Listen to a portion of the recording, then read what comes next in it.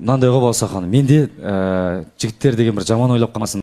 Менде далели жок, дәйеги жок нерсе да, бирок кез келген адам солай жасайт деп ойлойм. Потому что мен жанымда жүрген адамдар, ол менен туратын адамдар да, болду. Азанда бирге келемиз, бирге кайтамыз дегендей. Бирок андай кез келген адам мен орма өзүн коюп көрсө, ол адам да солай жасайтын эт. Кез келген жигит.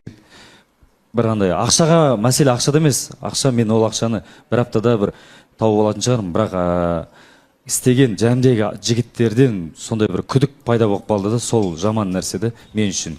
Болду. Маселе акчада эмес. Акчага мен жалпы айткам, негизинде жанымдагы досторума да, башка да досторум бар, айткам, акча кое салыш деген, бул теманы козгомой коюк деп едим.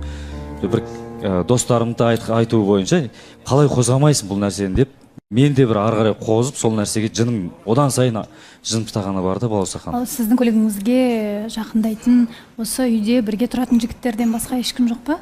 Жок, негизи бизде соңку убакытта эч ким отурган жок. Мен үмүткөрүм гана отурду, басында келген күнү, келеси күнү. Ол кезде ол кісі багаж деген нерсеге вообще жакындамайт. Үйүнө чыгарып салам, сол кезде кичине отуруп сөйлөсөбүз, үйүнө кирип кетет дегендей болду. Сол бир жаман нерсе калып кетти да, күдүк өзүмүздүн жакын адамдарыма калды да, болду. Негизи айтып бердиңиз жигиттерге? Негизи аңгы осулай болуп жатыр деп айтылды, я? Козгалган негизи аңгы. Типти билмеймин, жигиттерден сурауга да ыңгайсызданып отурмун. Себеби мен накты кыналап отурган жокмун эч кимди.